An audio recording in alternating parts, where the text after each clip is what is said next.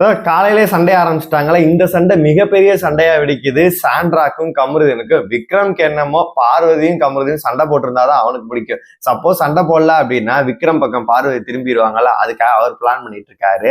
அன்எக்ஸ்பெக்டடா ஒரு எவிக்ஷன் என்பது நடக்க இருக்கு அப்படின்ற மாதிரி ஒரு விஷயமே வந்திருக்கு. எல்லாத்தையுமே நம்ம ஃபுல்லாவே பார்த்தலாம். ஹாய் மக்களே, நான் உங்க ஷாம். நிறைய பேர் வீடியோ பாக்குறீங்க, லைக் பண்ணாம பாக்குறீங்க. லைக் பண்ணிட்டு பாத்தீங்க அப்படின்னா ரொம்ப சந்தோஷமா இருக்கும். ஹைப் இருக்கும், ஹைப்பை கூட தட்டி விடுங்க. நான் நேற்றே சொல்லியிருந்தேன், இன்னைக்கு வந்து ஒரு மிகப்பெரிய ஒரு சண்டை வந்து நடக்க இருக்கு அப்படின்னு சொல்லிட்டு. அந்த சண்டை தான் பாத்தீங்கன்னா சாண்ட்ராக்கும் கமருதீனுக்கும். ஆல்மோஸ்ட் நேத்தே பாத்தீங்கன்னா அதுக்கு ஒரு பிள்ளையார் சொல்லி வந்து போட்டு விட்டாங்க. காலையில குளிச்சுட்டு வரும்போது சாண்ட்ரா முறைக்கிறதும், அதாவது ஏதாச்சும் பேசிட்டு இருக்கும் போது பார்வதிக்காக வந்து பாத்தீங்கன்னா சப்பா கட்டிக்கிட்டு இருந்தாங்க. நீங்க எத்தனை வாட்டி இதே மாதிரி சண்டை போடுவீங்கன்னு சொல்லிட்டு கேட்டாதான் வந்து திவ்யாட்ட ஆல்மோஸ்ட் வந்து பாத்தீங்கன்னா கமருதீன் சொல்லிட்டு இருந்தாரு. அதை கிளாரிஃபை பண்றதுக்காக தான் காலங்காத்தாலே வந்து பாத்தீங்கன்னா கூப்பிட்டு பேசுறாரு. அதனால வந்து சாண்ட்ராவை இவங்க பண்றது ஃபேக்கா இருக்கு அப்படின்னு சொல்லிட்டு அடிச்சு உடைக்கிறாரு. இல்ல சாண்ட்ரா வந்து டிராமா பண்ணி அழுவ ஆரம்பிச்சிடுறாங்க.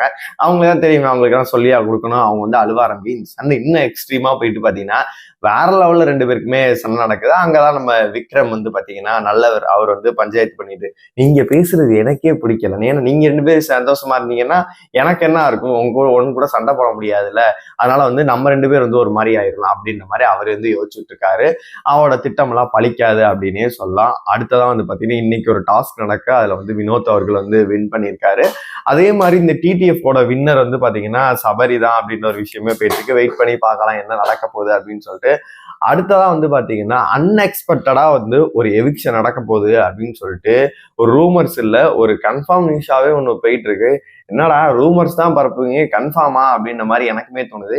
என்னன்னு சொல்லிட்டு தெரியவே இல்லை. ஆனா எல்லாரும் சொல்ற தகவல் படி என்ன அப்படின்னா பார்வதி தான் அப்படின்ற மாதிரி சொல்றாங்க. ஏன்னா இந்த வாரம் வந்து ரெட் கார்டு கொடுக்கணும் அப்படி இப்படின்லாம் சொல்லிட்டு இருந்தீங்க. அவங்க ரெண்டு பேரும் ஒன்று சேர்ந்துட்டாங்க, இவங்க ரொம்ப ஒன்று சேர்ந்துட்டாங்க போல இருக்கு அப்படின்ற மாதிரி நம்மளுக்கே தோணுது. அதனால வந்து ரெட் கார்டுக்கெல்லாம் வாய்ப்பு இல்லை. ஏன்னா விஜய் சேது பாருங்களேன், ரெண்டு பேரும் ஓரமா உட்காந்து பேசிட்டு இருங்க அப்படின்ற மாதிரி சொல்லுவாங்க. அதனால என்னைய பொறுத்த வரைக்கும் ரெட் கார்டுலாம் கொடுக்க மாட்டாங்க. அன்எக்ஸ்பெக்டடா ஏதாச்சும் ஒரு ட்விஸ்ட்டை வந்து பண்ணாதான் பாத்தீங்கன்னா பீக் ஆகும். இந்த டாஸ்கே வந்து அவ்வளவு சூப்பரா போயிட்டு இருக்கு. நம்ம எதிர்பார்த்ததோட செமையா போயிட்டு இருக்கு. டிடிஎஃப் வந்து ரொம்ப டஃபாவே போயிட்டு இருக்கு. நம்ம எதிர்பார்க்கவே இல்லை இப்படி இருக்கும் அப்படின்னு சொல்லிட்டு.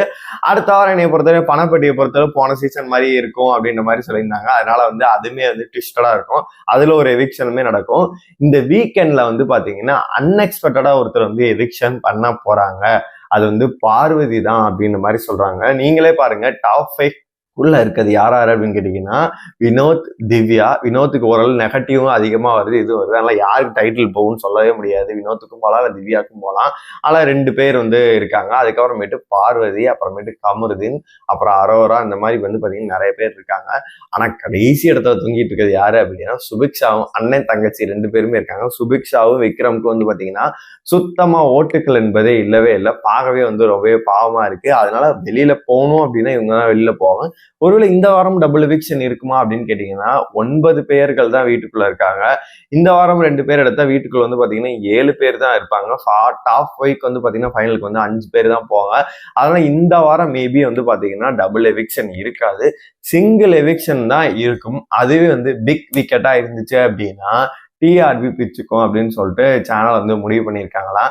நம்மளுக்கு கிடைச்ச தகவல் படி பாத்தீங்கன்னா இந்த டாப் 5 இருந்து யாராச்சும் ஒருத்தர் தான் கை வைப்பாங்க.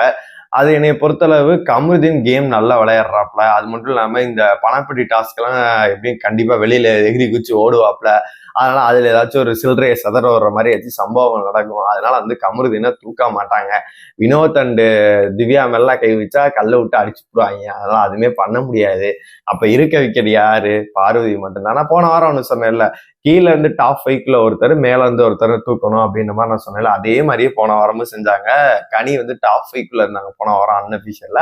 அவங்கள பாத்தீங்கன்னா அழகா தூக்குனாங்க. இந்த வாரமும் அதே மாதிரி சம்பவங்கள் தான் நடக்க போகுது அப்படின்ற மாதிரி சொல்றாங்க. நீங்க சொல்லுங்க, உங்களை பொறுத்த வரைக்கும் இந்த வாரம் யார் எவிக்ஷன் ஆனா நல்லா இருக்கும், இந்த டிடிஎஃப் யார் ஜெயிச்சா நல்லா இருக்கும்? உங்க கருத்துக்கள் எல்லாத்தையுமே மறக்காம கமெண்ட் பாக்ஸ்ல சொல்லுங்க.